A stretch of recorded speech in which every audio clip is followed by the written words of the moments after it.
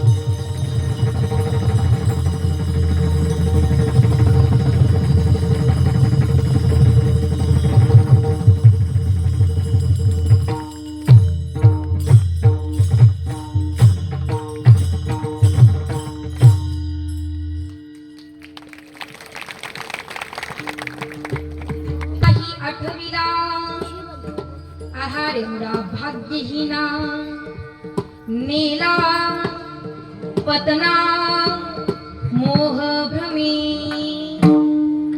नाही केली सुटका काही नाही केली सुटका काही हे प्रवाही पडिला आहार एवढा भाग्यहीना नेला पतना मोह भ्रमे निळा म्हणे लावणी हाती निळा म्हणे लावणी हाती केली माती आयुष्या आहार मुळा भाग्यहीना नेला पतना मोह भ्रमे विठ्ठला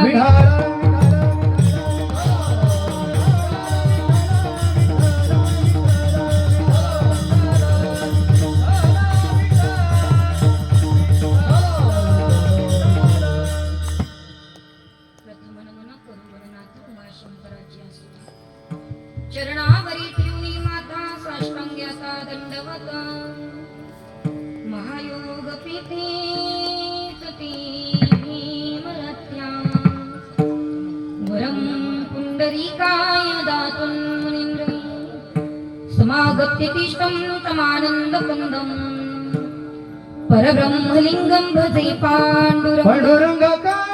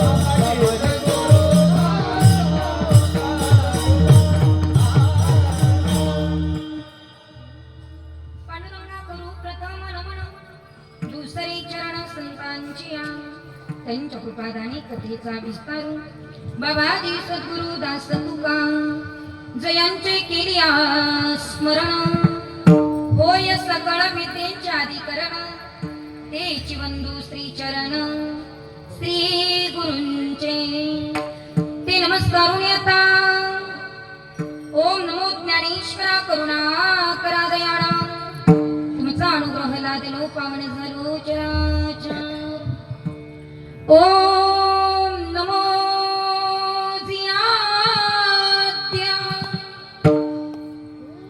वेद प्रतिपाद्या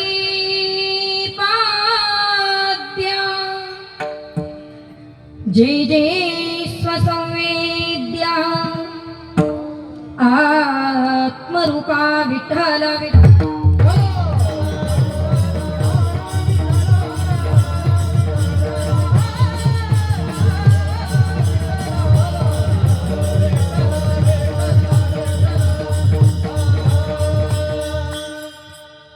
येथे येऊनी केले काही, येथे येऊनी केले काही, विठ्ठलू नाही आठविला, आहारिला भाग्यहीना, नेला पतना मोह भ्रमे.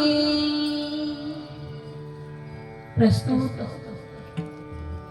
प्राप्त प्रसंगी कीर्तन रूपी सेवेकरिता निवडलेला अभंग महान भागवत भक्त संत सम्राट विश्ववंद्य महाराष्ट्र भूषण जगद्गुरु जगदवंदनीय श्री संत तुकोबाराय आणि त्यांचे पटशिष्य निळोबाराय यांचा अत्यंत महत्वाचा, बहुतेकांच्या परिचित असणारा, ओळखीचा असणारा, साधा सोपा, फक्त 4 चरणाचा, पण या मृत्यू लोकात असणाऱ्या प्रत्येक नरदेहाला अत्यंत महत्वाचा प्रश्न विचारणारा अभंग आज या ठिकाणी अखंड हरिनाम सप्ताहाच्या 5व्या दिवसाच्या सेवेकरिता निवडलेला आहे. विठाला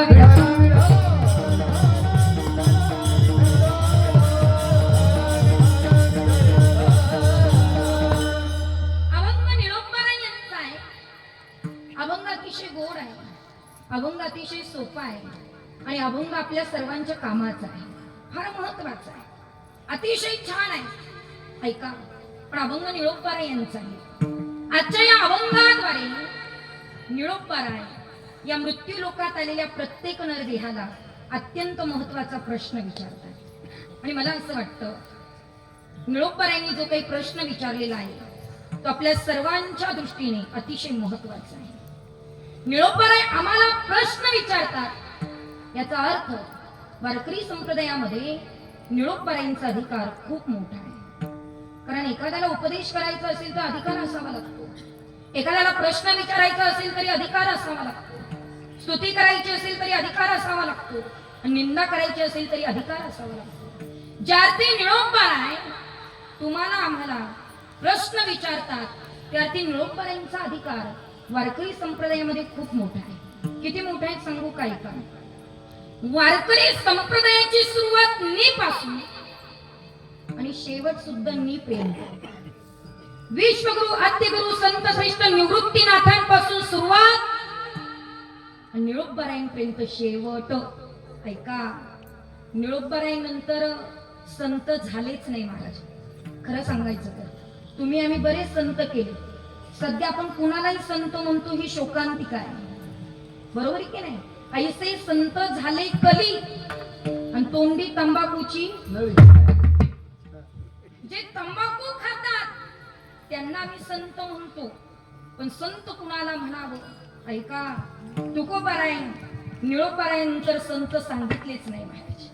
निळोबारायांचा अधिकार वारकरी संप्रदायामध्ये किती मोठा आहे सांगू तुम्हाला. साधी प्रवचनाला सुरुवात करायची असेल ना तरी निळोबारायांची आठवण करावी लागते.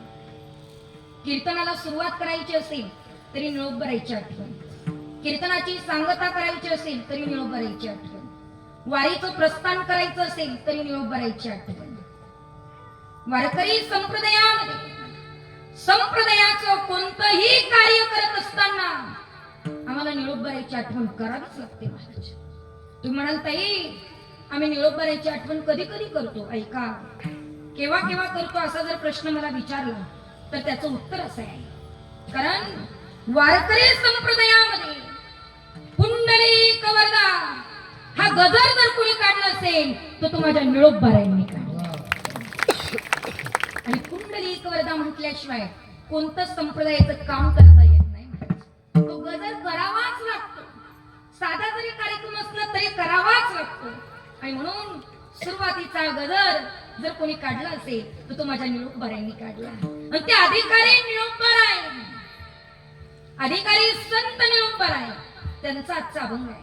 निळोबाराय आजच्या या अभंगामध्ये अतिशय महत्वाचा प्रश्न विचारतात. मला असं वाटतं आजच्या अभंगामधला हा प्रश्न जर तुम्हाला कळाला ना तर माझ्या कीर्तनाचं सार्थक होईल आणि तुमच्या जीवनाचं सार्थक होईल, बरं का? मला वाटतं हा प्रश्न आपल्याला कळायला पाहिजे. म्हणून अतिशय सुंदर 4 चरणाचा पाठ नसला तरी पाठ होईल इतका सोपा असणारा अभंग या ठिकाणी निवडलेला आहे. आणि मला असं वाटतं की सर्व संतांचे अभंग आपल्या पुढे झाले पाहिजे. म्हणून मी तुमच्याकडे पहिल्या वर्षी आली होती ना, तेव्हा मात्र नामदेवरायांचा अभंग घेतला होता, त्याच्यानंतर तुकोबारायांचा अभंग घेतला होता, त्याच्यानंतर नाथांचा अभंग घेतला होता, आणि आज निळोपरायांचा अभंग. आज निळोपरायांचा अभंग आहे. आणि निळोपराय तुम्हाला मला प्रश्न विचारतात महाराज, खर तर हा सोहळा तुम्ही काही या ठिकाणी करतायत ना, तो फार महत्वाचा आहे. आणि आता याला कीर्तन महोत्सव म्हणू नका, आता याला सप्ताह म्हणा. कळतंय ना? कारण आता तो सप्ताह झाला. पहिला महोत्सव 3 दिवसाचा असेल तर महोत्सव, 5 दिवसाचा असेल तर महोत्सव, 6 दिवसाचा असेल तर महोत्सव, पण 7 दिवस कीर्तन करून 8व्या दिवशी काला केला की तो नाम सप्ताह होत असतो. तुम्हा सगळ्यांना हे भाग्य आहेत महाराज. काहींचे सप्ते आटत आले आणि काहींचे चढत आले. काहींचे 7 दिवसावरून 5 दिवसावर आले, काहींचे 5 दिवसावरून 3.5 दिवसावर आले, काहींचे 3.5 दिवसावरून 2.5 दिवसावर आले, काहींचे 2.5 दिवसावरून 1.5 दिवसावर आले. पण तुमचा सप्ताह हा वाढत गेला, म्हणजे वाढत राहत त्याच्यामध्ये समाधान असतं. आणि असाच अखंड तुमचा सप्ताह चालू असावा अशी विश्वगुरु निवृत्तीनाथांच्या चरणी, मौलींच्या चरणी प्रार्थना करते महाराज. हे सोपं नाही हो, हा सोहळा नाही हो, प्रत्येकाच्या नशिबात असेल असं अजिबात नाही. म्हणून फार गोड सप्ताह आहे. नियोजन तर अतिशय छान आहे. आणि आता मला तर हे मला वाटतं हे 4थे का 5वं वर्ष आहे. मला 4थं वर्ष, बरोबर की नाही? 4 वर्षापासून मी तुमच्याकडे कीर्तन करते महाराज. हा सोहळा वाढत चाललाय, आनंद वाढत चाललाय. या वर्षी तर खूप गोड नियोजन आपण केलेलं आहे, म्हणून तुम्हाला शतशः धन्यवाद. खरं तर ज्यांचं मार्गदर्शन लाभलंय ना, ते सुद्धा फार महत्वाचे आहे. आदरणीय आमचे चंद्रकांत भाऊ, त्यांचं मार्गदर्शन लाभलेलं आहे. चंद्रकांत या शब्दाचा अर्थ असा होतो, कांत म्हणजे प्रिय, चंद्र म्हणजे चंद्र, चंद्राचा प्रिय असणारा चंद्रकांत. जो चंद्राचा प्रिय आहे तो लोकांचा प्रिय झाल्याशिवाय राहत. खरं सांगा, तुम्ही सगळे इथे बसलात, पण बसल्या मला सांगा, आमुषा कुणाला आवडते?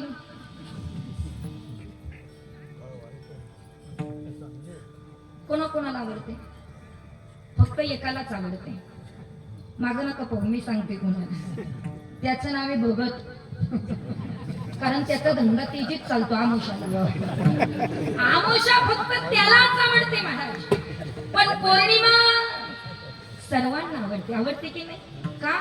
कारण पौर्णिमेला चंद्र निघालेला असतो, लख प्रकाश देणारा चंद्र सर्वांना आवडते.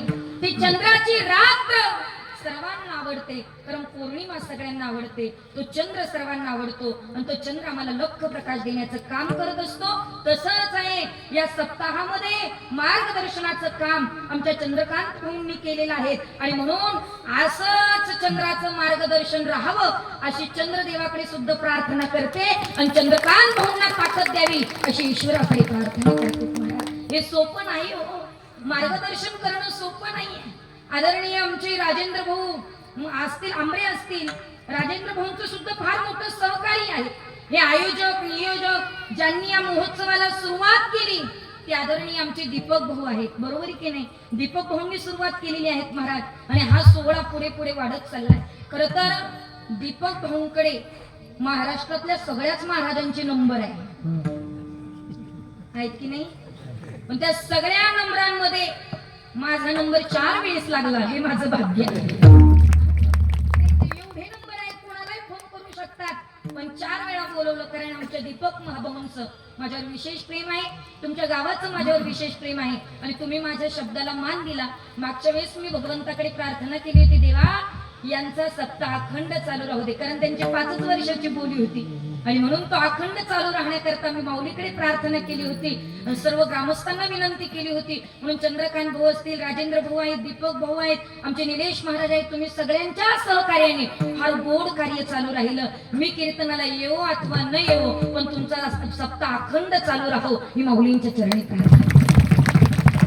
तुम्हा सगळ्यांना हा योगायोग येत महाराज, हे साधी गोष्ट नाही. म्हणून असो या सर्वांना मात्र त्या ठिकाणी आरोग्यदायी आयुष्य मिळावं ऐका म्हणून गोड असं नियोजन आणि या नियोजनामध्ये या सप्ताहातील माझ्याकडे 5वा दिवस 5व्या दिवसाच्या निमित्ताने निळोबारायांचा अभंग आणि निळोबाराय तुम्हाला आम्हाला अतिशय महत्वाचा प्रश्न विचारतात ऐका फार गोड अभंग आहे अभंगामध्ये निळोबारायांनी आम्हाला विचारला प्रश्न ऐका प्रश्न काय विचारला येथे येऊन केलं काय ऐकताय ना तुम्ही सगळे इथं म्हणजे कुठं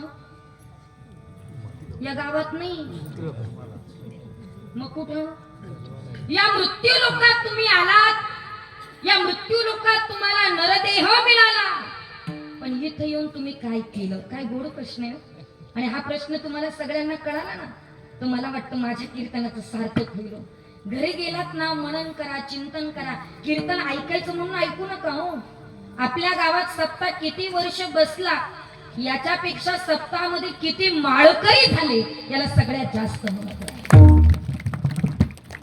सप्ताहामध्ये किती टाळकरी नवीन झाले त्याला सगळ्यात जास्त महत्व आहे हरिपाठाला किती लोक यायला लागली याला सगळ्यात जास्त महत्व आहे म्हणून ऐका फार गोड अभंग आहे घरी गेल्यानंतर स्वतःला स्वतः प्रश्न विचारायचा निळोबाराय म्हणतात इथे येऊन केलं काय प्रश्न विचारलाय पण आजच्या प्रश्नाचं डोकं लावून उत्तर द्यायचं नाही विचार करून उत्तर द्यायचं कारण डोके लावणारे भरपूर आहे बरं ते कसंही डोकं लावतात आणि कुठेही डोकं लावतात डोके लावणारे कमी का आपल्यामध्ये फार डोके लावणारे तो ऐका तुम्ही बघा प्रश्न विचारलाय ना तुम्ही जर 10वीचे पेपर दिले असतील दिले ना सगळ्यांनी 10वीच्या पेपरला तुम्ही जर बसलात तर शिक्षक आपल्याला सांगतात प्रश्नपत्रिका व्यवस्थित वाचून घ्या प्रश्न क्रमांक व्यवस्थित टाका कुणाचंही उत्तर कोणालाही लिहू नका समजा तुम्हाला उत्तर आलं आणि प्रश्न क्रमांक चुकला तर मात्र उत्तर चुकीचंच असणार याच्यात अजिबात शंका नाही पण उत्तर व्यवस्थित लिहिण्याकरता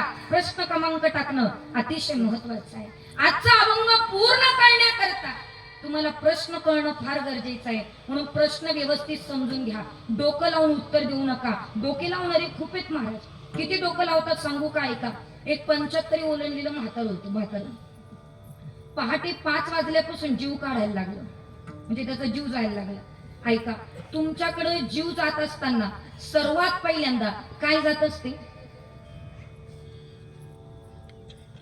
काय जाते वाचा क्या बात आहे उत्तर त्यांनी एकट्याने जीव जाताना पाहिलं तुम्ही सगळे पाहिलं जीव जाताना काय जात असते मग वाचा जात असते बरं का भाऊ 75 मात्र तो 75 वर्षाचा म्हातारा आणि सकाळी पहाटे 5 वाजल्यापासून जीव काढायला लागला पण म्हाताऱ्याची वाचा गेली वाचा आणि वाचा गेल्याच्या नंतर मौली त्याला बोलायचं होतं पण वाचा गेली म्हणून त्यानं खुनवा खुनवीचा कार्यक्रम सुरू केला ऐका ना म्हातारा सारखं असं करायचं आणि असं करायचं काही कोणाला कळलं म्हातारा असं करायचं काही कोणाला कळलं पण डोके लावणारे किती असतात की नाही त्याच्यातले 2-4 जण उठले ते म्हणलं ऐक म्हातारा काय म्हणतंय ते फक्त मला माहितीये म्हणलं काय म्हणतं म्हातारं ते म्हणलं म्हातारं म्हणतं की जेवढं काही डबुलं कमवलं होतं ना ते मागच्या भिंतीत पुरलंय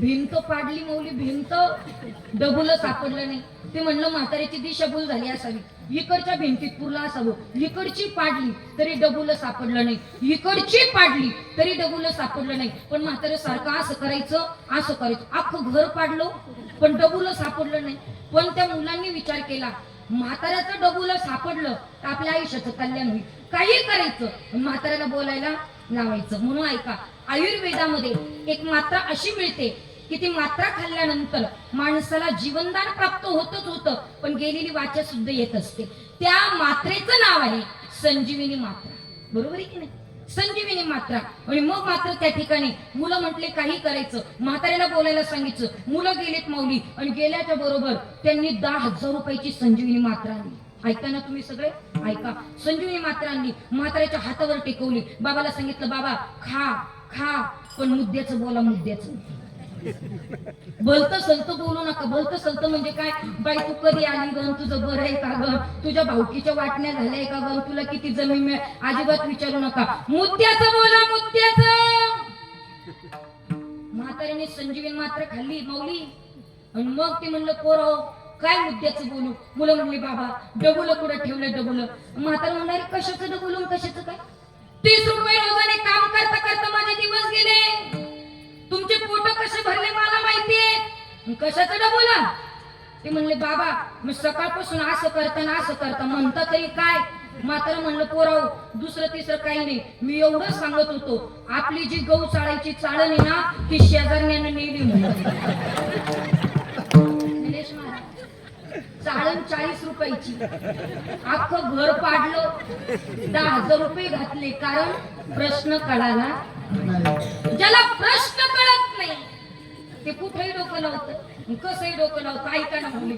एक म्हातारं रडायला लागलं पण त्याच्यासारखं एकाच डोळ्यातून पाणी यायचं. सारखं एक. मला सांगा तुम्ही रडताना तुमच्या 2 डोळ्यातून पाणी येतं का एकाच येतं. बोला ना प्लीज. दोन्ही येतं ना. माझ्या सुद्धा दोन्ही येतं. ऐका ना. पण म्हातारं रडायला लागलं त्याच्यासारखं एकाच डोळ्यातून पाणी यायचं.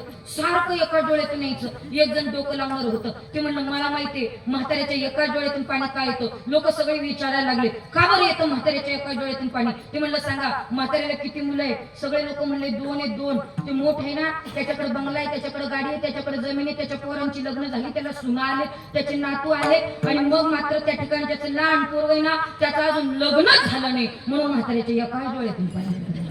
आता खरं सांगा रडायचं असेल तर दोन्ही डोळ्यातून येते नाही पाणी. पण डोकी लावणारी इतकी आता काय सांगायचं तुम्हाला. ऐका जरा. आमच्याकडे माणूस गेला ना का 10 दिवसांनी दावा करतात. तुमच्याकडे दावा करतात का. करतात ना. हा. 10व्याला आमच्याकडे महाराज 10व्याला आमच्याकडे प्रवचन असतंच आणि ते ठेवलंच पाहिजे.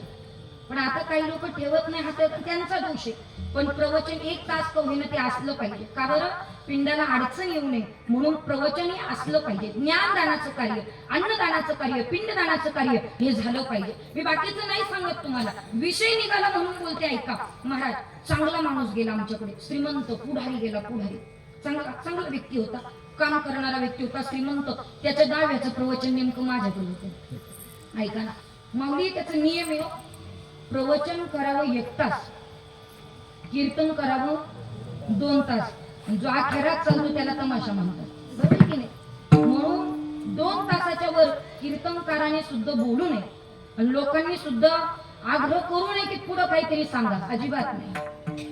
त्याला मर्यादा आहे. संप्रदायाचा नियम आपण नाही पाळायचं तर कोणी पाळायचा. विशाल लोक म्हणतात थोडं वाढवा कसं शक्य. म्हणून प्रवचन 1 तास कीर्तन 2 तास. जो अख्ख्या रात चालतो त्याला तमाशा म्हणतात. म्हणून माझं प्रवचन होतं. निलेश महाराज प्रवचनाला बसली. 1 तास माझं आटोपलं पण पिंड ठेवला. पण काही केल्या कावळा काही पिंड घेईन. काही केलं कावळा काही पिंड घेईन. सगळे लोक आलेले. आमदार आले होते 10व्याला. आमदार नगरसेवक आमदार सगळे 10व्याला. पण सगळे लोक सारखे त्या पिंडाकडे पाहिजे कावळ्याकडे पाहिजे. मला ते लोक म्हणले ताई थोडस वाढवा आता पिंड घेत नाही तुम्ही थोडं वाढवा. निलेश महाराज लोक वाढवायला सांगतात. प्रवचन वाढवायला सांगतात पण पाकिटात काही वाढ करत आता काय लोक डेंजर आहे महाराज. सोपं वाटतं का तुम्हाला. अजिबात लोक लय भयानक. आता काय सांगायचं तुम्हाला. ऐका. बसा माऊली बसा.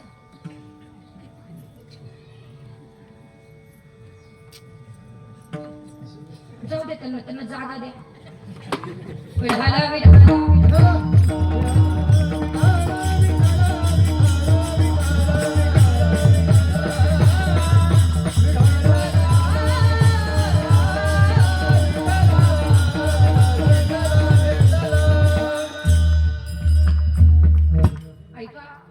मला ते म्हणत पाहिजे थोडं वाढवा. मी म्हटलं आता काय सगळे लोक आलेले होते पिंड घेतल्या जात नव्हतं. मी थोडं वाढवलं पण माऊली काही केल्या कावळा काही पिंड घेईना.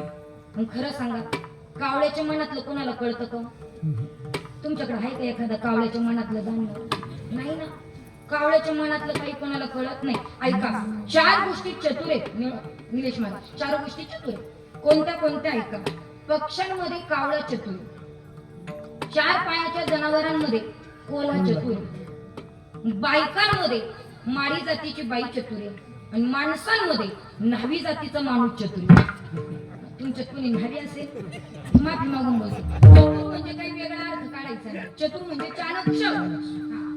तुम्ही बघा महाराज, गावात काय चाललं, गावात कोणते भाऊ वेगळे निघणारे सख्या भावाला माहित नाही पण नाव्याला माहिती. अख्ख्या गावाच्या खबरी त्याच्याकडे राहतात. नुसतं एकटाच बसा. हो चतुर आहे, सोपं नाहीये. सगळ्या खबरी त्याच्याकडे, सगळ्या बातम्या त्याच्याकडे. महाराज नावी चतुर आहे. पण मी पक्षांमधलं बोलते आहे का, कावळा चतुर आहे. कावळ्याच्या मनातलं काही कोणाला कळत नाही. आमदार खोळंबले, आमदार दहाव्याला आले होते. ते आमदार सारखे कावळ्याकडे पाहिजे, पिंडाकडे पाहिजे. एक तास झाला महाराज, कडाक्याचं ऊन लागायला लागलं पण कावळा काही पिंड घेईना. आता सगळे खोळंबले. आता आमदाराला धड जाताही सोयी नाही, बोलताही सोयी नाही. जावा निघून बोलावं काही तो पुन्हा लोक निवडून देता की नाही हाही प्रश्न. बरोबर आहे की नाही. जर जाता येईना ना बोलता येईना. सगळे लोक त्या कावळ्याकडे पाहिजे, पिंडाकडे पाहिजे. पण आमदाराचा पिये तिथं आला. पिये म्हणला, आमदार साहेब मला माहितीये कावळा का पिंड घेतो. आमदार म्हणले, मग बोल ना. अरे किती वेळ झाला, ऊन लागते मला, सांग ना कावळा का पिंड घेत नाही. तो पिये म्हणला, आमदार साहेब जो मेला ना तो तुमचा कोण होता. आमदार म्हणले, माझा चांगला कार्यकर्ता होता. आमदार साहेब मग त्याला काही तुम्ही कबूल केलं होतं का. म्हटलं कबूल केलं होतं. काय कबूल केलं होतं. मी त्याला म्हटलं होतं झेडपीचं तिकीट लागलं की पहिलं तिकीट तुलाच गेलं. झेडपीचं इलेक्शन लागलं की पहिलं तिकीट तुलाच, पण तिकीट आधीच गेले. मग आमदार साहेब म्हणले, आता काय करायचं, एक काम करा, पिंडापाशी जा, पाणी सोडा आणि त्याला म्हणा, बाबा जरी तुला तिकीट दिलं नाही काही टेन्शन घेऊ नको, तुझ्या मुलाला का होईना दिल, घे पिंड. गेला आमदार, पाणी सोडलं माऊली आणि ते म्हणलं, तुला जरी तिकीट दिलं नाही तुझ्या मुलाला का होईना दिल, घे पिंड. घेतला काय कावळ्यानं पिंड. काहींचं डोकं लावणं सुद्धा कामाला येतं. पण ऐका ना, इथं जसं डोकं लावलं तसं आजच्या प्रश्नाचं डोकं लावून उत्तर द्यायचं नाही. त्याचं मनन करायचं, त्याचं चिंतन करायचं. काय प्रश्न विचारलाय तो प्रश्न व्यवस्थित समजून घ्यायचा. काय प्रश्न विचारला निळोबारायांनी, इथं तुम्ही आलात पण इथं आल्याच्या नंतर नेमकं केलं काय. पण ऐका, इथं म्हणजे कुठं, या मृत्यू लोकात तुम्ही आलात पण या मृत्यू लोकात तुम्हाला नरदेह मिळाला. पण इथं आल्याच्या नंतर केलं काय. मला 100% लोकांनी उत्तर चुकीचं दिलं. चुकीचं दिलं. काय बोलतात निळोबारा, इथे येऊन काय केलं, काय नाही केलं ते विचारा. गावात कोणाचा बंगला नाही, एवढा कोटी रुपयाचा बंगला बांधला, तुम्ही म्हणता काय केलं. जमीन घेतली, बंगला बांधला, मुलं जन्माला घातली, नातू झाले, पंतू झाले, एवढा मोठा प्रपंचाचा पसारा कमवला आणि तुम्ही म्हणतात काय केलं. ऐका, तुम्ही प्रपंच किती केला, काय केला, बंगले किती बांधले, गाड्या किती घेतल्या, मुलं किती जन्माला घातले, याच्याशी कर्तव्य नाही. तुम्ही बहुतेक काय केलं याला महत्व नाही. तुम्ही इथं आल्याच्या नंतर विठ्ठल आठवला का याला सगळ्यात जास्त महत्व आहे महाराज. बाकीचं काय केलं याला महत्व नाही. कशा पद्धतीने सांगते जरा ऐका. महिला मंडळ, तुम्ही सगळ्या घरी स्वयंपाक करतात ना, घरी करतात का स्वयंपाक. हेच हो म्हणतात, नेमकं काय. एक लक्षात ठेवा, घरातला स्वयंपाक घरातल्या महिलेनंच केला पाहिजे आणि तो सुद्धा अतिशय आनंदाने केला पाहिजे. लक्षपूर्वक ऐका, मरगळल्यासारखा स्वयंपाक करायचा नाही. आणि तुम्ही जसं जेवण बनवतात ना तशी तुमच्या घरातली माणसं वावरतात. लक्षपूर्वक ऐका. म्हणून जेवण बनवत असताना सुद्धा, माझ्या कीर्तनात आज काहीच नाही घेतलं ना, एवढं घेऊन जा. माझ्या कीर्तनात एवढं सांगायचं, जेवण बनवत असताना सुद्धा भजनाशिवाय जेवण बनवत जाऊ नका, अजिबात नाही. मग तुम्ही चपात्या करायला लागला, तांदळाच्या भाकरी करायला लागल्यात, भात घातला, भाजी चिरायला लागले, मग गोड भजन करायचं. कसं करायचं आहे का. अरे राधे राधे हो, राधे राधे, राधे राधे हो, राधे राधे,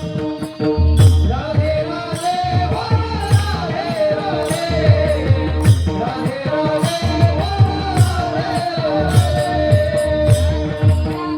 हो, राधे राधे, राधे राधे हो, राधे राधे,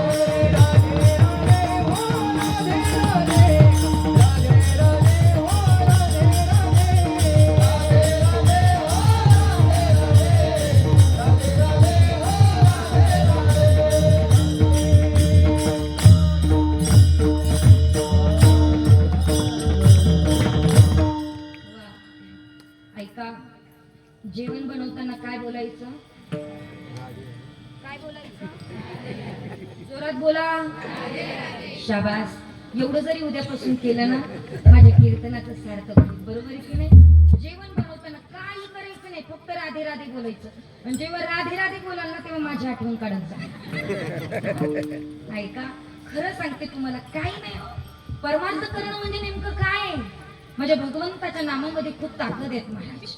आणि माझ्या भगवंताचं नाव घेऊन जर तुम्ही स्वयंपाक केला ना तर 100% ऐका, तुम्ही जर भगवंताचं नाव घेऊन स्वयंपाक केला तर तुमच्या घरातला माणूस कीर्तनात येऊन बसेल. आणि जर तुम्ही देवाचं नाव न घेता स्वयंपाक केला तर 100% तुमचा माणूस दारूच्या दुकानाकडे जाईल.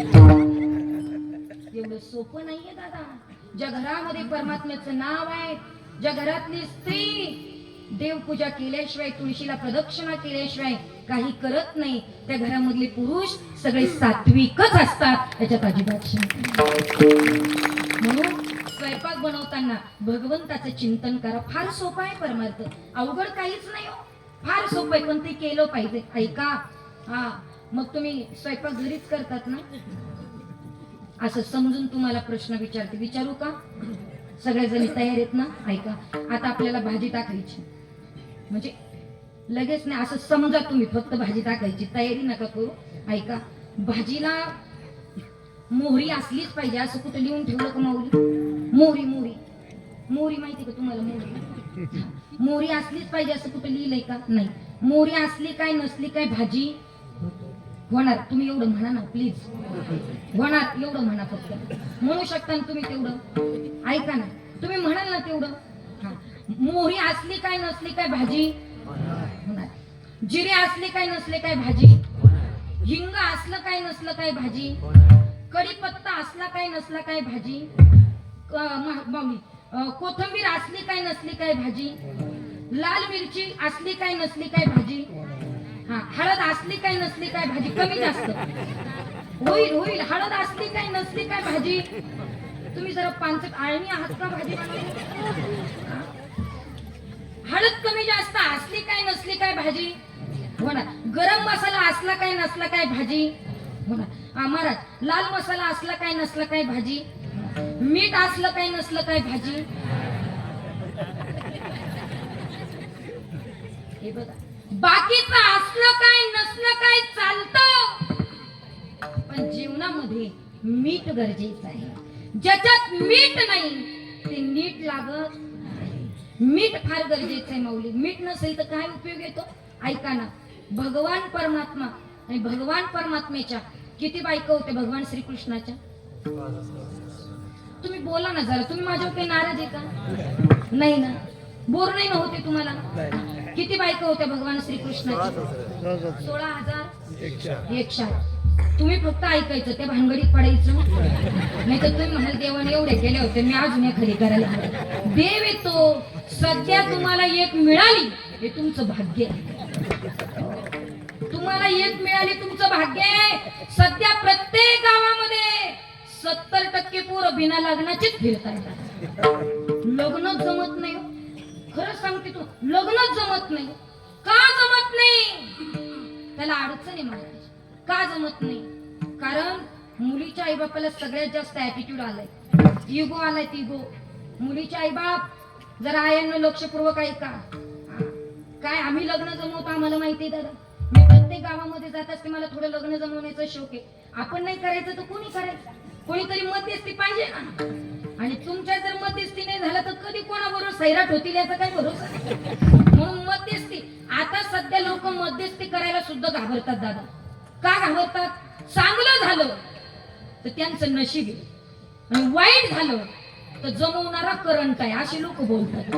आता काय सांगायचं? पण मुलीच्या आई बापाला सध्या इतकी गमेंड आली. तुम्ही विचार करा, समजा एखादी मुलगी वयात आहे लग्नाच्या, आणि आपण जर त्या आईला विचारलं ना, का लग्न करता का, तर ती आई म्हणते अजून लहान आहे. मग आपण विचारायचं काय वय चालू आहे? ती म्हणते आताशी 32 वर्षाची झाली. मग 40शीत गेल्यावर लग्न करणार आहे का तुम्ही म्हातारी झाल्यावर? अरे मुलीचं लग्न योग्य वयात झालं पाहिजे. योग्य वयात लग्न. ही जुनी माणसं आहेत ना दादा, तुम्हाला राग येत असेल, पण ही म्हातारी माणसं, शिस्त पाळणारी माणसं, 18 वर्षाची पोरगी झाली लगेच लग्न. कारण चुकीच्या गोष्टी होत नव्हत्या दादा. आता मुलीचं वय वाढायला लागलं पण आईबाप टेन्शन घेत नाही. विचार करण्यासारखी गोष्ट आहे. आणि किती आईबापाच्या अपेक्षा वाढल्या. मुलगा नोकरीला पाहिजे, मुलगा हँडसम पाहिजे, मुलाचा कोटीचा बंगला पाहिजे, त्याच्याकडे जमीन चांगली पाहिजे, मुलगा दिसायला सुंदर पाहिजे, मुलाकडे एवढी जमीन पाहिजे, मुलाचा बंगला गाडी सगळं चांगलं पाहिजे. किती अपेक्षा आहे तुमच्या. पण माझी एकच विनंती आहे, ऐका सगळे मुलीचे आईबाप सावधान. सगळ्यांनी व्यवस्थित ऐका.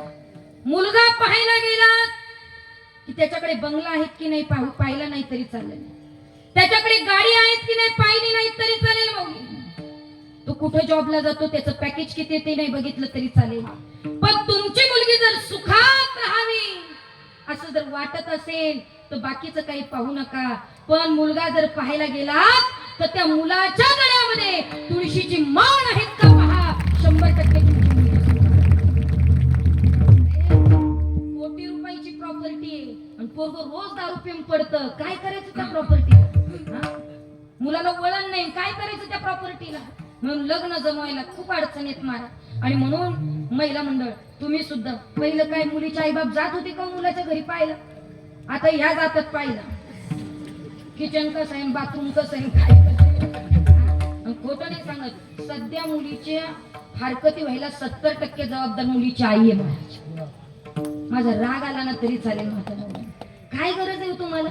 2-2 तास तुम्ही मुलीचं लग्न झालं फोनवर बोलतात. कोणी सांगितलं तुम्हाला. हा तुझी सासू काय करते, तुझी जाऊ काय करते, एक लक्षात ठेवा. तुमच्या मुलीचा संसार चांगला व्हावा असं जर तुम्हाला वाटत असेल ना, फक्त 8 दिवसात एकदाच फोन करा. 5 मिनिटाच्या वरती जास्त बोलू नका. 100% तिचा संसार टिकेल. तुमची चुकी आहे महाराज. तुम्ही घेणं नाही देणं नाही, प्रत्येकीकडे मोबाईल घेऊन दिला. सगळ्यांकडे मोबाईल आहे. आणि ती आई व्हिडिओ कॉल कर, व्हिडिओ कॉल. तुझी सासू भांडी घसती का नाही ते दाखव. काय अर्थ आहे त्याला. सगळं वाटोळं चाललं महाराज. आणि एक सांगू तुम्हाला, आज हे बोलणं गरजेचं आहे, खूप गरजेचं आहे. तुम्हाला वाटत असेल व ताई काय बोलताय, हे 100% महत्वाचं आहे महाराज. 70% मुलींच्या फारकती आहे सध्या. विचार करण्यासारखी गोष्ट आहे. मुली शिकल्यात, तुम्ही शिकवलं पण मुलीला संस्कार लावले नाही, हा तुमचा दोष आहे. कितीही शिकवा मुलगी पण तिला घरातला स्वयंपाक जमला पाहिजे. आणि घरातल्या मोठ्यांचा आदर करणं तिला जमलं ना, 100% संसार टिकेल. हे शिकवा तुम्ही, 100% शिकवा.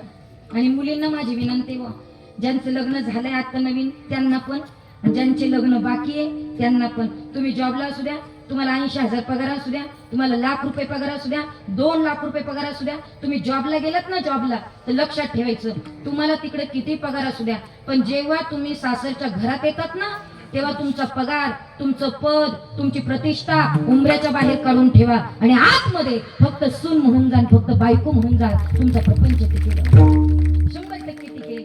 पण तुम्ही अहंकाराने वावरल्या तर अजिबात प्रपंच टिकणार नाही. जाऊ द्या किती बोलायला गेलं तर कमीच आहे दादा. पण माझा विषय असा चालू होता, काय सांगत होते मी तुम्हाला.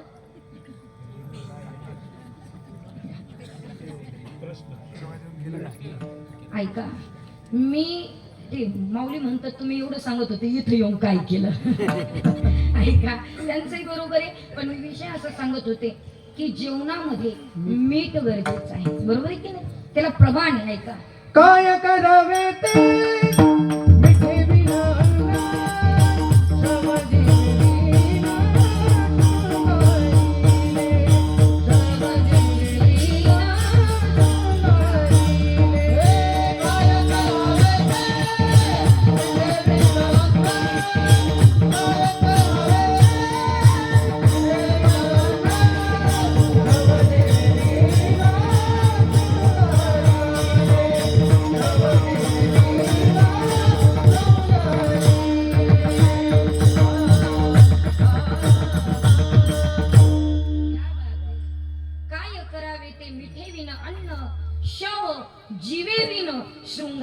शव म्हणजे प्रेत. प्रेताला पार्लर मध्ये मेकअप करून आणला, त्याच्याकडे कोण पाहिलं. जिवंत आहे तोपर्यंत मेकअपला किंमत आहे, मेल्यानंतर तुम्ही किती सजवा प्रेताला कोणी पाहतं का नाही. तसंच आहे, अन्नामध्ये सगळं असू द्या मीठ नसू द्या त्याला किंमत नाही. असा विषय मी मांडत होते. ऐका, मी तुम्हाला प्रश्न विचारला होता, भगवान श्रीकृष्णाच्या किती बायका होत्या या ठिकाणी. तेवढं जरी लक्षात राहिलेले बरं वाटतं महाराज. ऐका, 16,108 बायका. देवाला असं वाटलं रोज लोकांना वेळ देतो, रोज विश्वाकर्ता कल्याण करतो, कधीतरी पत्न्यांना वेळ दिला पाहिजे. ऐका ना सगळे कलाकार मंडळी व्यवस्थित ऐका, रोज आपण परमार्थ करतो, पण माझं म्हणणं आहे कधीतरी आपल्या अर्धांगीनं वेळ दिला पाहिजे. कारण सगळ्यात जास्त ताकद महाराज परमार्थ करणाऱ्याच्या पाठीमागे तिची कमाल आहे. एवढं सोपं नाही ना. तुम्ही रात्रभर फिरतात बाहेर, तुमची पत्नी प्रपंच व्यवस्थित सांभाळते म्हणून तुम्ही फिरू शकतात बुवा, हे तुम्हाला मान्य करावं लागेल. म्हणून देवानं सुद्धा बायकांना वेळ द्यायचं ठरवलं. सगळ्या बायका बसल्या, देवानं विचारलंय बघा आजचा माझा सगळा वेळ तुमच्या करता. मी प्रश्न विचारतो तुम्हाला, तुम्ही मला विचारा, काय आज मनात असेल ते विचारून घ्या. मी आज मोकळा आहे, तुमच्यासाठी बसलोय. तेवढ्यात मात्र सगळ्या पत्न्या म्हणले देवा आम्ही आज तुमच्याशी मन मोकळं बोलू शकतो, 100% बोला. एक पत्नी उठली, ती म्हणली देवा माझा एक प्रश्न आहे तुम्हाला. देव म्हणले विचार पटकन. काय प्रश्न आहे? तिनं प्रश्न विचारला. लक्षपूर्वक आहे का महिला मंडळ. बाई पत्नी किती म्हातारी झाली तरी नवऱ्याला एकच प्रश्न विचारते. कोणता? मी तुम्हाला आवडते का? दुसरं काय विचारते? म्हातारी झाली तरी एकच प्रश्न विचारते की नाही, मी तुम्हाला आवडते का. एक पत्नी उठली, देवाला विचारलं देवा मी तुम्हाला आवडते का. देवानं सांगितलं हो. म्हणजे असं नको उत्तर, मी तुम्हाला कोणासारखी आवडते, पटकन उत्तर द्या. देव म्हणले खरं सांगू का तुला, खरं सांगू, तू आहे ना मला अगदी बुंदीच्या लाडू सारखी आवडते. फार आनंद वाटलं, फार आनंद. दुसरी पत्नी देवा ती बुंदीच्या लाडू सारखी आवडते, मी आवडते का तुम्हाला. देव म्हणले हो. कोणासारखी आवडते. तू आहे ना मला जिलेबी सारखी आवडते. तिसरी उठली, देवा मी, देवानं सांगितलं हो मी कोणासारखी आवडते, तुम्हाला गुळासारखी आवडते. चौथी पत्नी उठली, ती म्हणली मी तुम्हाला आवडते. कोणासारखी आवडते, तुम्हाला साखरेसारखी. एक एक गोड गोड पदार्थ आठवला. 16,108 बायकांना उत्तर दिलं, पण एकच उरल्यावर त्यांचं नाव होतं रुक्मिणी आईसे. रुक्मिणी माता तिकडनं आल्या. देवा सर्व आवडतात तुम्हाला, सर्व आवडतात, मी आवडते का तुम्हाला. देवानं सांगितलं हो. म्हणजे असं उत्तर नाही, मी तुम्हाला कोणासारखी आवडते. भगवंत म्हटले खरं सांगू रुक्मिणी, खरं सांगू, तू ये ना मला, तू ये ना मला मिठासारखी आवडते. मीठ म्हटलं मीठ, आणि रुक्मिणी माता नीट रागाने निघाल्या. नीट. आणि देवाकडं रूम होते महाराज, जिला राग येईल ना तिने त्या रूम मध्ये बसायचं. मग देवाला कळलं की हिला राग आलाय असं. रुक्मिणी माता तिथं बसल्या. भगवान परमात्मे गेले, दार उघडा, नाही उघडणार. दार उघडा, नाही उघड. का नाही उघडणार. म्हणजे सगळ्या गोड पदार्थांसारखे आवडतात आणि मी त्या खराट मिठासारखे आवडते, अजिबात दार उघडणार. उघडा दार, नाही उघडणार. मला सांगा, जो भगवंत अख्ख्या विश्वाला सांभाळतो त्याला पत्नीचा राग काढता येणार नाही, काढता येणार नाही. सगळं विश्व त्याच्या ताब्यात आहे. म्या बोलविल्या विदू बोले, म्या चालविल्या सूर्य चाले, म्या हलविल्या प्राण होणे, जे जगाते चालिता. तुझिया सत्ते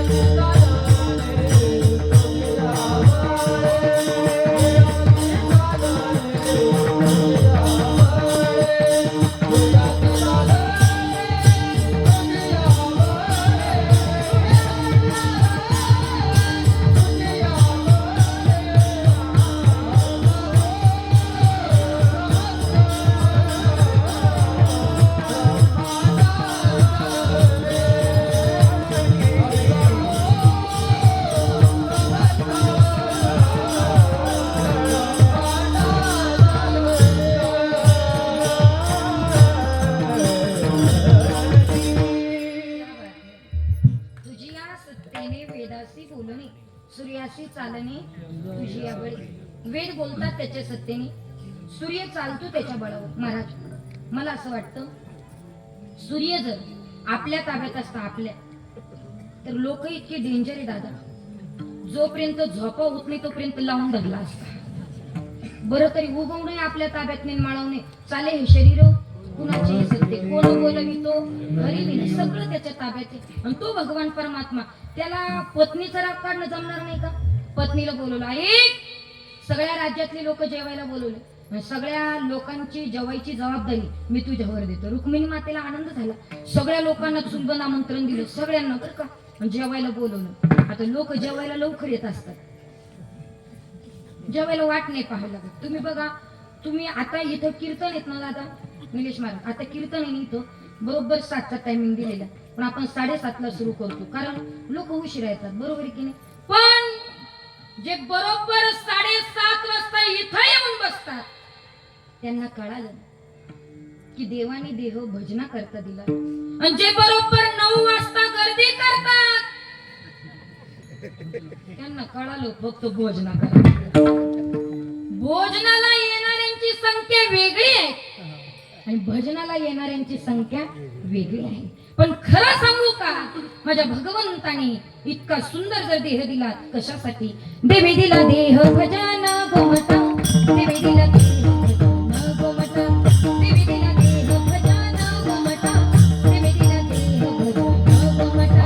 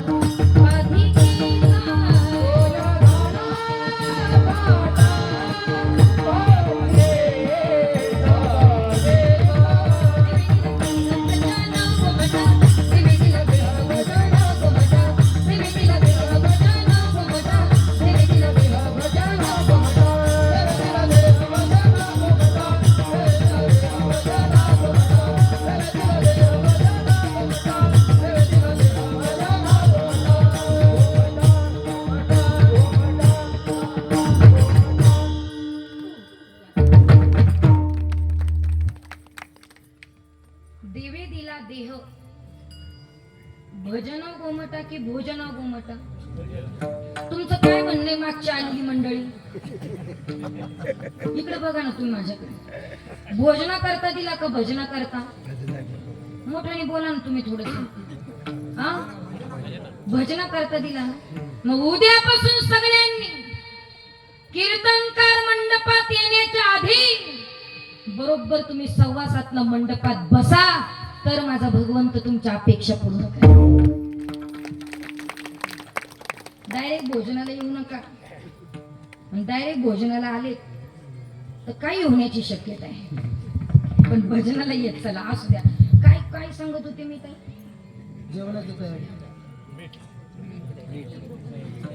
सूरबंद आमंत्रण दिलं अख्ख्या गावाला, अख्ख्या राज्याला, बरं का? कोणी? भगवान परमात्म्याने. सगळे जेवायला, जेवणाची जबाबदारी कोणावर दिली? रुक्मिणी आईसाहेबांकडे, सगळं जेवण बनवायला. पण भगवंत असे एवढे सोपे नव्हते हो. रुक्मिणी मातेला जाऊन सांगितलं सगळ्या जेवणाची तयारी तुम्ही करायची, पण जे किचन मध्ये स्वयंपाकी होते ना, त्या स्वयंपाक्यांना पहिलं बोलवलं आणि त्यांना सांगितलं, ऐका, रुक्मिणी माती सांगतील सगळं तसंच करायचं, पण माझं ऐकावं लागेल. ऐका ना, भगवान परमात्मा चतुर, किती चतुर आहे सांगू तुम्हाला. चतुरा तो शिरोमणी गुण लाभण्याची वाणी, चतुरा तो शिरोमणी गुण लाभण्याची वाणी, मुकुट सकळमणी, तोच तो श्री विठोबा.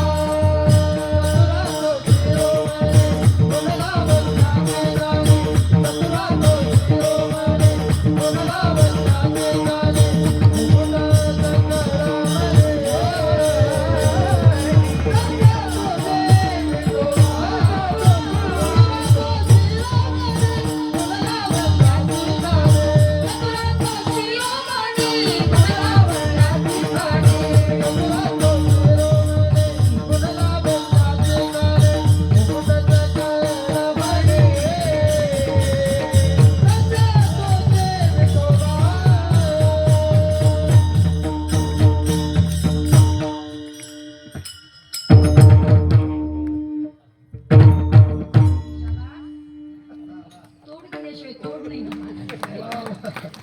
तोड फार महत्वाची असते. ऐका, चतुर आहात शिरोमणी, गुण लावण्याची इतका चतुर येतो. भगवंताने सांगितलं, सगळं किचन मध्ये गेलं, स्वयंपाकांना सांगितलंय बघा, सगळं रुक्मिणी माता सांगतील सगळं तसंच करायचं, पण माझं ऐकावं लागेल. म्हणले काय देवा? एकाही पदार्थात मीठ टाकायचं. ऐकताय ना तुम्ही? सगळे पदार्थ बनवले, सगळे लोक जेवायला आले, पंक्तीची पंक्ती बसले. देवाच्या घरी जेवण होतं, चांदीचे ताट, चांदीचे वाटे, चांदीचे लोटे, सगळं ताटाच्या भोवती सगळी रांगोळी काढली, धूप दीप सगळी तयारी केली. महाराज सगळ्या लाईनी बसल्या जेवायला. बसल्याबरोबर प्रत्येकानं ताटाच्या भोवती पाणी फिरवलं. पहिलाच घास वरण भाताचा घेतला दादा, तोंडामध्ये टाकला, पण इथं बॅनर लिहिलेलं होतं आतमध्ये घशात बिनमिठाचे पदार्थ आतमध्ये येण्यास बंदी आहे. ते हात जाईन, पण त्याच्या शेजारचं एक जण डोकं लावणार होत. ते म्हणलं ऐका, आता याला आत ढकलायचं असेल ना तर काहीतरी तोंडी लावावं लागेल. म्हणून ताटात भजे होते, भजे. सगळ्यांनी भजे उचलले, तोंडात टाकले, पण त्याच्यातही मीठ नव्हतं. ते आत जाईना. त्याच्यापासून एक आणखीन डोकं लावणार. ते म्हणले बघा, याला जर आत ढकलायचं असेल ना तर काहीतरी पातळ प्यावं लागेल. मग ताटा शेजारी वाट्या होत्या, मग वाट्यामध्ये तर झालेले सार होतं. तुमच्याकडे सारच म्हणतात का? पुरणपोळी बरोबर करतात का आमटी म्हणतात? बरं ठीक आहे, आमटी होती, सार होता दादा. त्या साराची वाटी उचलली आणि प्रत्येकानं फुरका मारला. खोटं नाही सांगत, दिवसा तारी दिसायला लागली.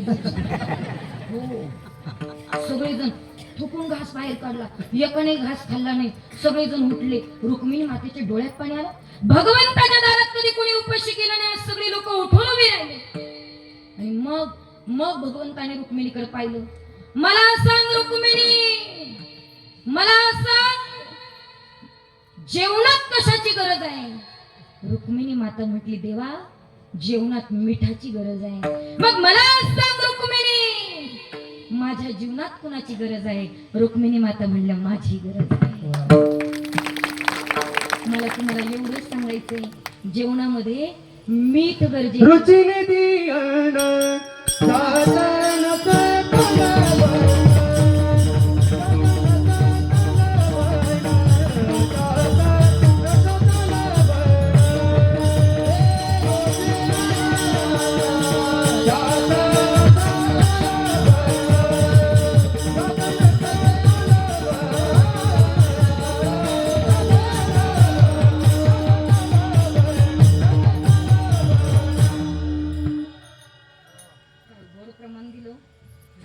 रुची नेदी अन्न त्यात नसता लवण. लवण म्हणजे मीठ. मीठ अन्न रुचकर कधी लागतं? त्याच्यात मीठ असलं तर ते नीट लागतं. म्हणून ऐका, जेवणामध्ये मीठ गरजेचं आहे. ऐका बरं का, दोघं महाराज लग्न जमवायचं होतं.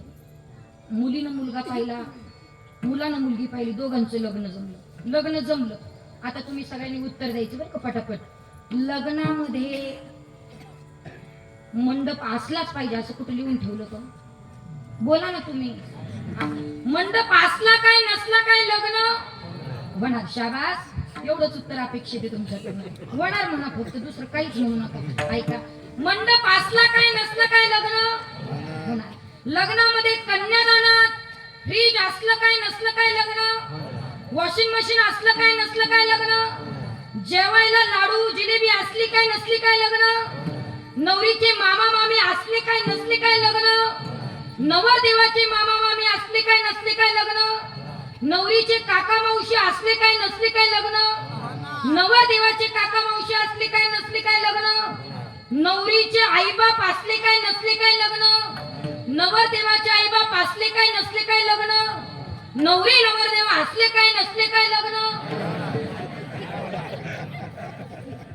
होणार म्हणतो मग लग्न कोणाचं?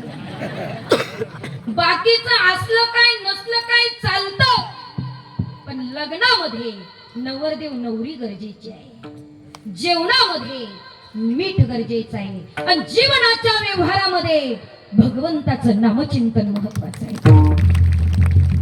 बाकीचं असलं काय नसलं काय चालतं, पण भगवंताची भक्ती नसेल, साधना नसेल, तर तुमच्या जीवनाच्या व्यवहाराला काहीच अर्थ नाहीत महाराज. म्हणून बाकीचं असलं काय नसलं काय चालतं, पण भक्ती गरजेची आहे. तसं निळोबाराय म्हणतात इथं तुम्ही जन्माला आला, कारण हा काही पुन्हा पुन्हा मिळणार नाही, अजिबात नाही. इथं येण्यासाठी खूप अट्टहास केलात महाराज, किती योनी पार केलात सांगू तुम्हाला. ऐका, एक एक योनी कोटी कोटी फेरा मग लागे वारा मानवाचा. इतका सोपा आहे का? देवाने सुद्धा इच्छा केली पण देवाला सुद्धा मिळाला नाही हो. तिथं काही कमी आहे का?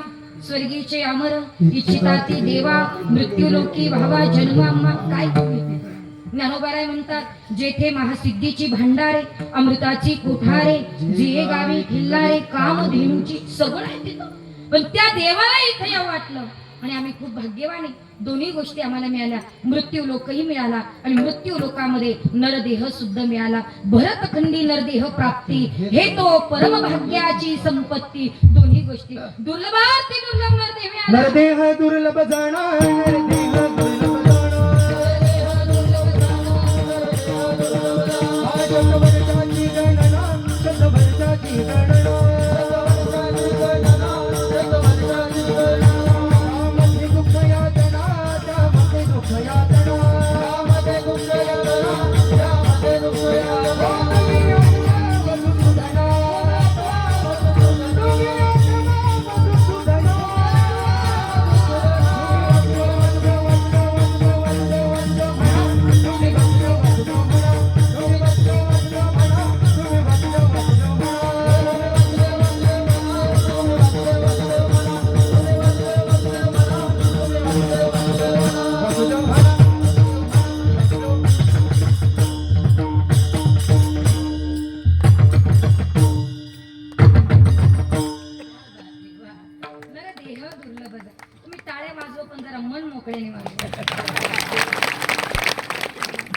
एक वाजवतो, एक थांबतो, एक नेमकं काय काही कळत नाही.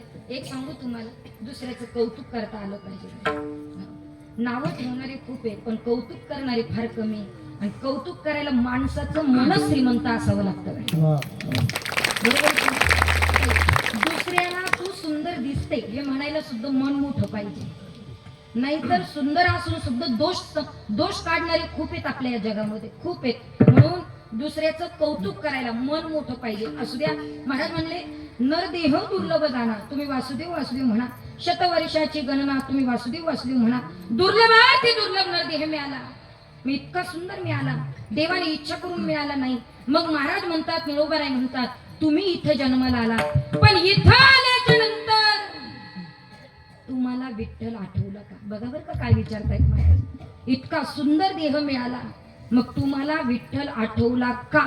असा प्रश्न मी जरी आज तुम्हाला इथं विचारते आणि निळोबाराय जरी आपल्याला विचारतात, तरी घरी गेल्यानंतर तुम्ही स्वतःला आरशात पहा आणि विचारा, भगवंता इतका सुंदर नरदेह तुम्हाला दिला, पण तू मला कधी आठवला का रे? असं विचारलं पाहिजे. पण खरं सांगू का, जे मिळाले त्याच्यात आपल्याला समाधान नाही, आणि जे नाही मिळालं ना महाराज ते आपण शोधत असतो. तुम्ही बघा काय काय मिळालं. एकाला महाराज सोन्याचं मडकं, मडक्यात सोनं असणारं भरलेलं मडकं सापडलं. किती आनंद व्हायला पाहिजे. दरिद्री होता तो, सोनं असणारं मडकं सापडलं. सध्या सोन्याला काय भाव आहे तुमच्याकडे? मग मी काय आज दुकानात गेले नाही म्हणून तुम्हाला विचारते किती आहे. मी परवाच्या दिवशी बघितलं ते 140 होता, आता कमी झाला का? एवढा भाव आहे सोन्याला. आणि समजा तुम्हाला मडकं सापडलं, तुम्ही काय करा? तुम्ही म्हणाल ताई आम्ही तीच विनंती करतो देवाला सापडू दे, पण सापडत नाही. आणि एक सांगू महाराज, संपत्ती सुद्धा प्रारब्धावरच अवलंबून आहे. ते काय कोणाला मिळते का महाराज? भाग्यचिनी बडसे उद्यमाचिनी मिसे संपत्ती जाता पैसे घर दिगे अन्नमान धन हे तो प्रारब्ध आधीन. हे प्रारब्धात असेल तर मिळतं, अन्यथा मिळत नाही. म्हणून ऐका, एकाला मडकं सोन्यानं भरलेलं सापडलं, किती आनंद व्हायला पाहिजे. आणि मग दुसरं जण त्याला विचारायला, निलेश महाराज त्याला म्हणलं, अरे बाबा एवढं सोनं भरलेलं मडकं तुला सापडलं, तुझ्या चेहऱ्यावर इतकी उदासीनता का? का नाराज आहे? काहींच्या चेहऱ्यावर कधी सोडलेलीच राहतात, ते कधी हसत नाही, बोलत नाही. त्याच्यातून प्रेतात काहीच फरक नसतो. खरंच हो, कधी कधी आम्हाला टाळकरी सुद्धा असेच सापडतात, कधी हसत नाही, बोलत नाही. त्याला काय अर्थ? अरे जीवनाचा आनंद, जीवन ही मस्तीत जगता आलं पाहिजे. स्वतःच्या मस्तीत टाळ वाजवण्याचा आनंद सुद्धा लुटता आला पाहिजे महाराज. गायनाचा आनंद सुद्धा लुटता आला पाहिजे.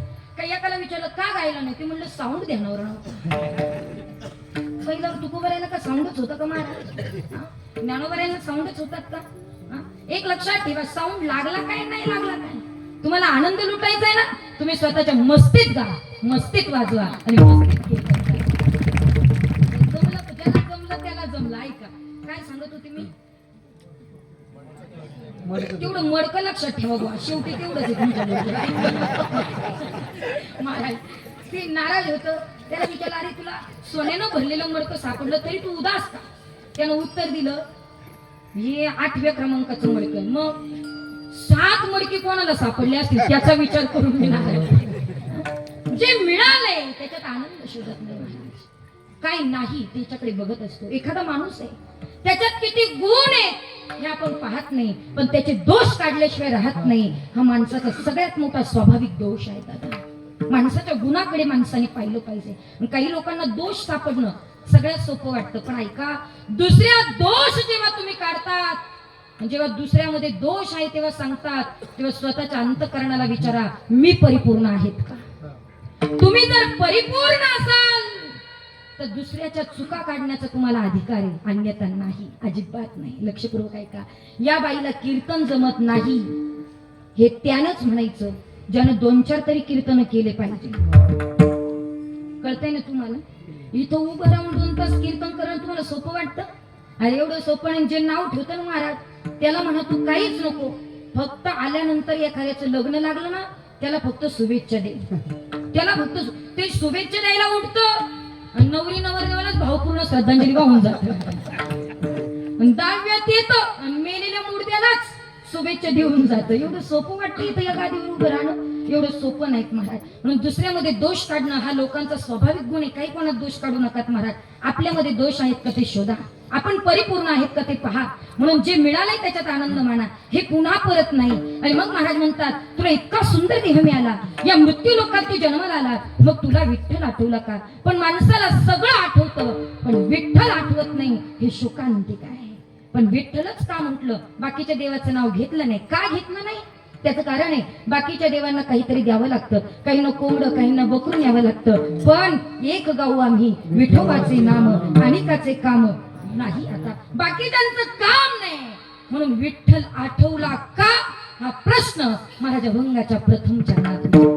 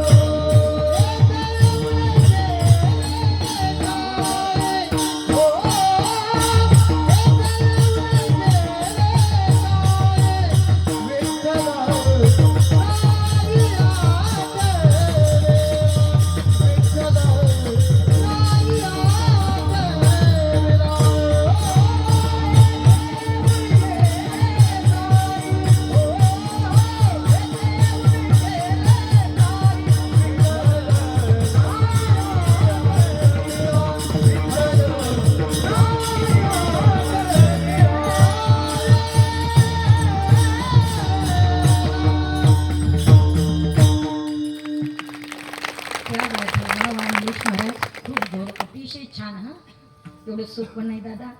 एवढं उंच गायला खूप जीव काढावा लागतो आणि तेही लेडीजच्या मागे गाताना जेंट्सला खूप अडचणी येतात.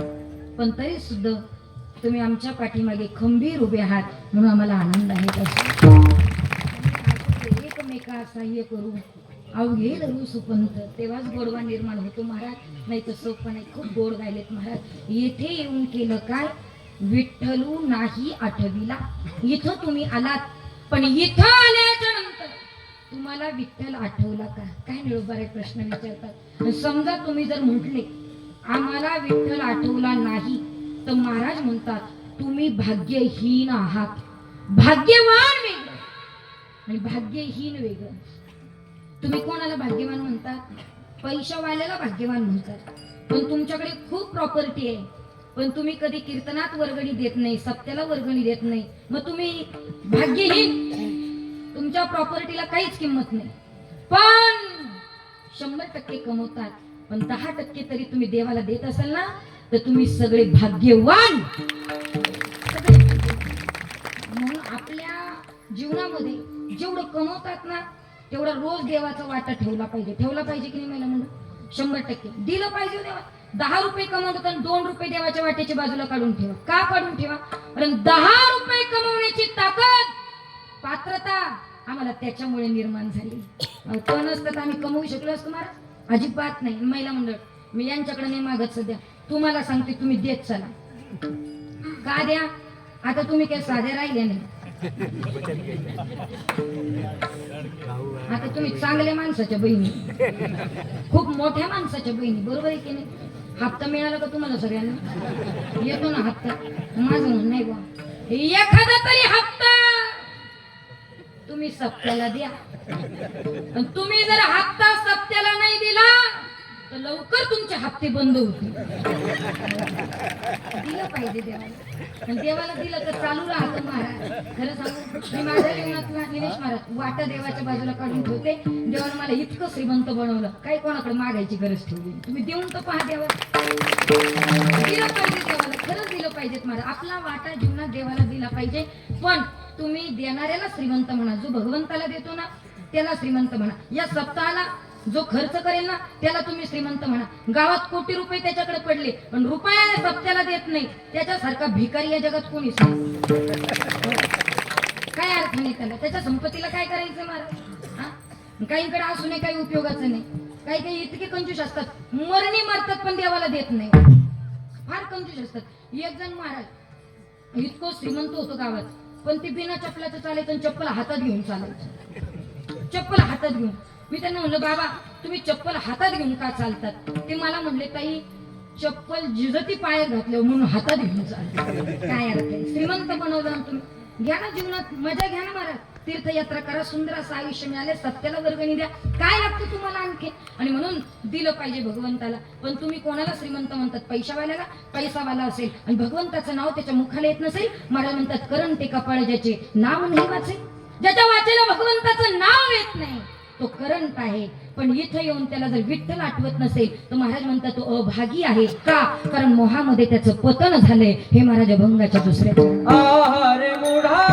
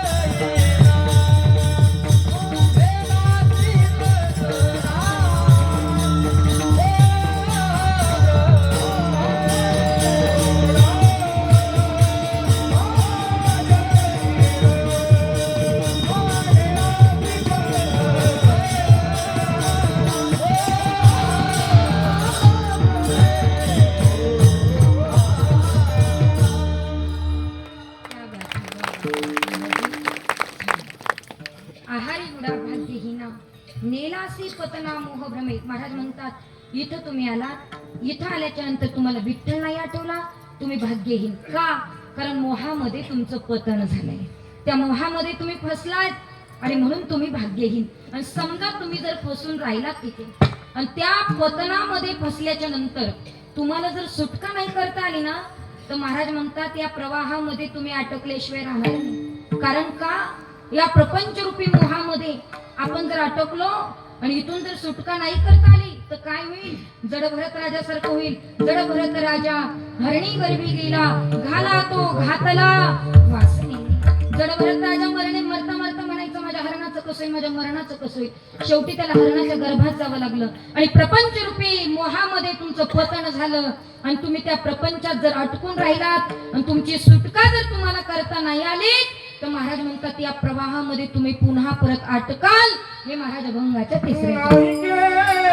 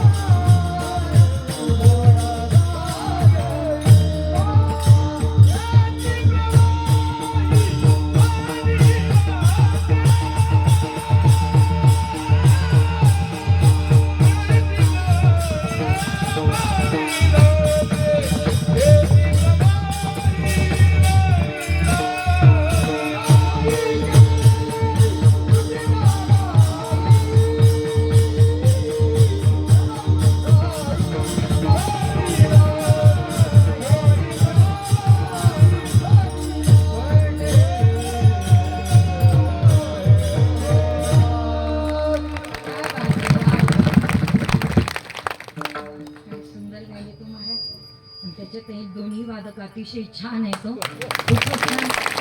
त्यांना सांगावं लागत नाही हो. पण तुम्हाला सांगते आमच्याकडे वेगळी पद्धत आहे.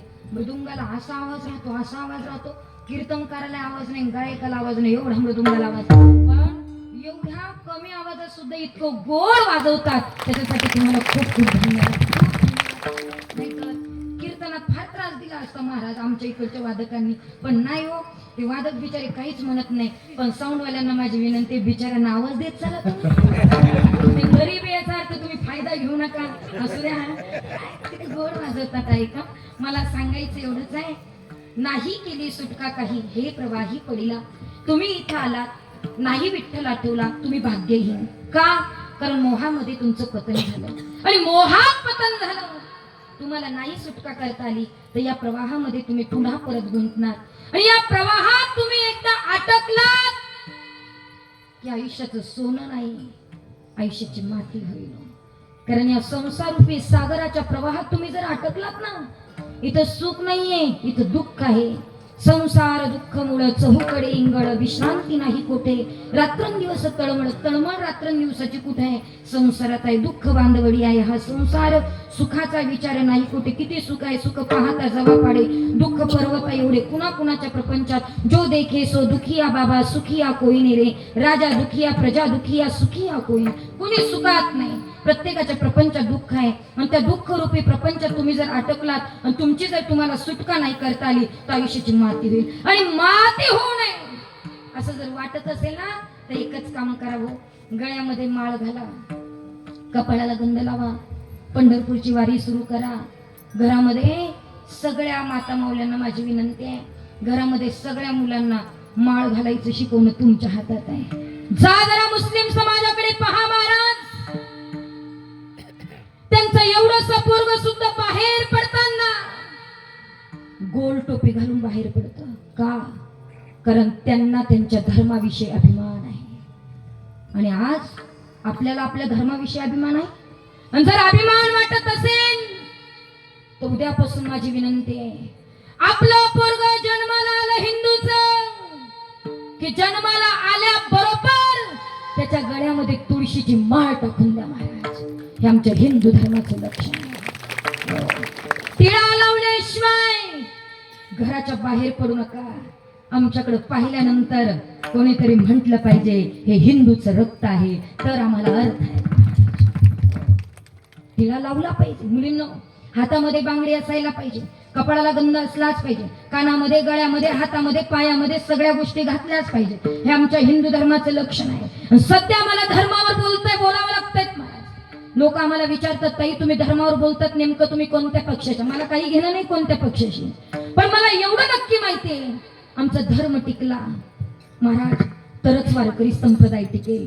धर्म नाही टिकला तर सत्य बंद करावे लागतील. लक्षपूर्वक ऐका. म्हणून धर्म टिकला पाहिजे. आणि या जिहाद्यांनी आमच्यावर मात्र त्या ठिकाणी आक्रमण करायला सुरुवात केलीत. लक्षपूर्वक ऐका. लव जिहाद आहे, लँड जिहाद आहे, बिझनेस जिहाद आहे. जरा लक्षपूर्वक ऐका. हिंदूंना तुम्ही झोपलेले आहात, हिंदूंनी जागा होणं आज काळाची गरज आहे. लँड जिहाद आहेत महाराज. लँड जिहाद म्हणजे नेमकं काय? आपण आपली जमीन विकत असतो, पण आपल्याकडे दुपटीच्या किमतीने तो माणूस त्यांचा येतो. आपल्याकडे दुपटीला किंमत देऊन त्याला आपण देतो ती जमीन, पण तो काय करतो? त्याने एकदा गुंठावर जागा घेतली की त्याच्या आजूबाजूला हिंदू जमिनी घेत नाही. मग त्याच्या आजूबाजूला तो सगळे त्याचे जिहादी जमा करतो आणि मग सगळा एरिया काबीज करतो. आणि एकदा त्यांचा एरिया काबीज झाला की लगेच त्यांचा सदस्य तयार होतो आणि मग गावामध्ये त्यांची सत्ता चालायला लागते. लक्षपूर्वक ऐका. माझं बोलणं आज तुम्हाला पटणार नाही, पण पटवून घ्या. अरे तुम्ही जर जमिनी अशाच विकत राहिल्या ना परधर्मीयांना, तर मात्र हिंदुस्थानचं अफगाणिस्तान व्हायला वेळ लागणार नाही. म्हणून जमीन विकताना दुपटीनं भाव जरी मागितला तरी जिहाद्यांना जमीन विकायचं काही कारण नाही. कारण लँड जिहाद मध्ये आपण फसतोय महाराज. दुसरी गोष्ट बिझनेस जिहाद. आपण वस्तू खरेदी करताना आपल्या माणसाकडनं खरेदी केली पाहिजे. लक्षपूर्वक ऐका. ते आपल्या जीवावर जगतायत. कोणतीही वस्तू असो 2 रुपयाने महाग, पण आपल्या धर्मातल्या माणसाकडनं खरेदी करा दादा. आता सध्या त्यांनी त्यांची वस्तू खरेदी करावी म्हणून टिळा लावायला लागलेत महाराज. हातावर ओम काढायला लागलेत. का? कारण त्यांचा बिझनेस व्हावा म्हणून. लक्षपूर्वक ऐका. ते जर तशी दुकानं टाकत असेल तर कॅश रुपाने देऊ नका, फोन पे करा. फोन पे केलं की नाव कळतं आणि मग तरच त्याच्याशी व्यवहार करा, तरच त्याच्याकडनं वस्तू घ्या महाराज. हे लक्षपूर्वक आहे. हे मी माझ्यासाठी नाही बोलत आहे. तुम्ही एवढ्या 3 गोष्टी जरी लक्षात ठेवल्या तरी माझ्या कीर्तनाचं सार्थक होईल महाराज. आणि तिसरी गोष्ट, लव जिहाद मध्ये सध्या खूप मुली फसतायत दादा. आज महाराष्ट्राची संख्या आहे दादा, महाराष्ट्रामध्ये 9 लाख मुली मात्र लव जिहाद मध्ये फसल्यात. एकूण 11 लाखाचा आकडा होता. 11 लाखाचा. 2 लाख मुली आम्ही सोडून आणल्या दादा त्याच्यातनं. त्यांना सोडवताना फार त्रास होतो. त्या पोरी तिकडच मात्र त्यांच्यामध्ये इतकं विलीन होऊन जातात की त्यांना आणताना त्यांना आईबाप कळत नाही, त्यांना घरातले कळत नाही, त्यांना कोणीच नाहीत महाराज. म्हणून लव जिहाद मध्ये आपल्या मुली फसतात. इथं बसलेल्या तरुण मुलींना माझी विनंती आहे, नका लव जिहाद मध्ये फसू. खूप हाल होतात. विचार करण्यासारखी गोष्ट आहे. विचार करा तुम्ही, ते जिहादी आपल्या मुलींना फसवण्याचा प्रयत्न करतात. तुम्ही म्हणाल तसं वागतात आणि नंतर तुम्ही फसल्यात की मग मात्र तुम्ही अटकतात. आणि तुम्ही एकदा अटकल्यात की जीव दिल्याशिवाय पर्याय नसतो महाराज. कितीतरी मुलींना सोडवलं. माझी कळकळीची विनंती आहे तुम्हाला आणि आईबापाला सुद्धा विनंती, आपल्या मुलीकडे लक्ष द्यावं. मुलगी कॉलेजला कधी जाते, क्लासला कधी जाते, तिच्या क्लासच्या टायमिंगकडे, त्याच्या कॉलेजच्या टायमिंगकडे, ती ऑनलाईन कधी दिसते, त्या मोबाईलकडे लक्ष देणं आज काळाची गरज आहे. नाही तर हिंदुस्थानचं अफगाणिस्तान व्हायला वेळ लागणार नाही. म्हणून हिंदूंनी सावध होणं आज काळाची गरज आहे महाराज. म्हणून आपण आपल्या धर्मात सावध झालं पाहिजेत महाराज. माझी कळकळीची विनंती. म्हणून धर्माचं पालन करा, मुलांवर चांगले सुसंस्कार करा, संस्कृतीची जोपासना करा. आयुष्य फार सुंदर आहे. गळ्यामध्ये शुद्ध तुळशीची माळ घाला. फार गेले दिवस खाण्यापिण्यामध्ये, आता काही खाऊ नका, काही पिऊ नका महाराज. गळ्यात माळ घाला, कपाळाला गंध लावा आणि एक लक्षात ठेवा, 2032 पर्यंत जेवढे माळी घालतील, जेवढे नामजप करतील, जेवढे सप्त्याला वर्गणी देतील, जेवढे परमार्थ करतील, तेवढेच वाचतील. म्हणजे काहीच करणार नाही, ते बरोबर 2032 ला मरतील. लक्षात ठेवा. मरायचं नसेल तर परमार्थाला लागा. सोपं नाही. जसं कोरोना आला बऱ्याच लोकांना घेऊन गेला ना महाराज. 2032 मध्ये आपला नंबर लागायला नको असं जर वाटत असेल तर परमार्थाला सुरुवात करा. गळ्यामध्ये शुद्ध तुळशीची माळ घाला. किती आनंद आहे परमार्थामध्ये, किती आनंद आहेत महाराज. आयुष्यात सोनं करायचं ना, परमार्थ करा. नाही परमार्थ जमला तुम्हाला, नाही गळ्यात माळ घातली, नाही कपाळाला गंध लावला, प्रपंचात नुसते अटकून राहिले तर महाराज म्हणतात आयुष्याची निश्चितच माती होईल. हे महाराज भंगाच्या शिवाय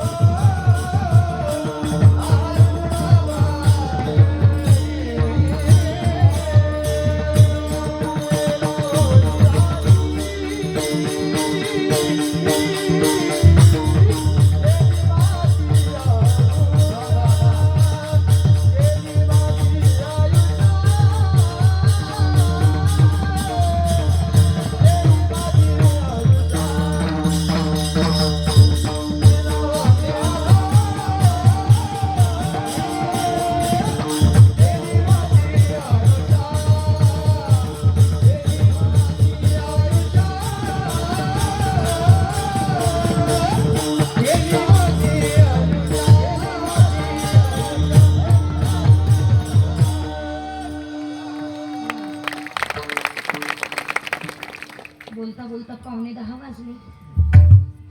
कळालं सुद्धा नाही मला. खरंच वेळ कळाला नाही. पण असो, वेळेत आवरणं आमचं कर्तव्य. तुम्हालाही भुका लागल्या असतील मला मान्य आहे. नाही लागलं का? अजून लांबू का? नाही ना? काही टेन्शन घेऊ नका, मी लांबवणार नाही. मला लांब जायचंय. असू द्या. निळा म्हणे लावणी हाती केली माती आयुष्य.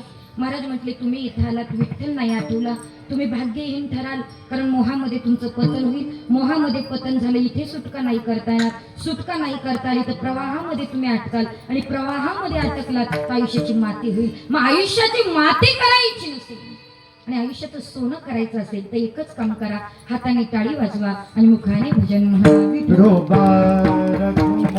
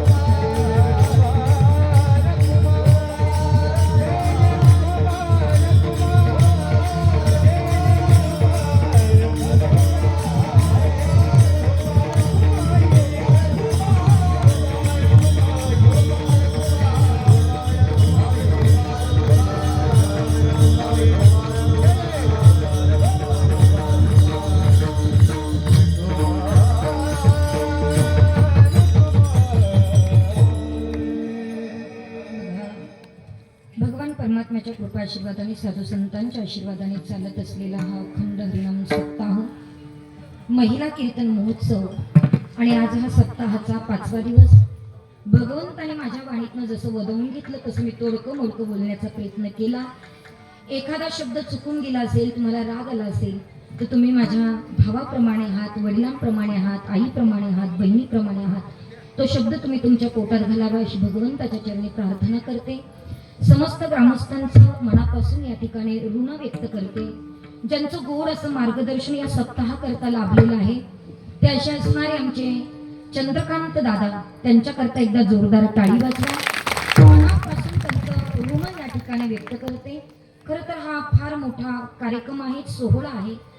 तसंच आमचे राजेंद्र दादा आमरे, त्यांच्याही करता जोरदार टाळी वाजवा. आदरणीय आमच्या दीपक भाऊंमुळे या गावाशी माझा परिचय झाला, म्हणून दीपक भाऊ आंबेडे त्यांच्याही करता एकदा जोरदार टाळी वाजवा. सगळे संयोजक आयोजक मंडळी, या सर्वांचा नामोल्लेख करणं मला शक्य नाही, पण या सर्वांची या सप्ताहाकरता खूप मोलाची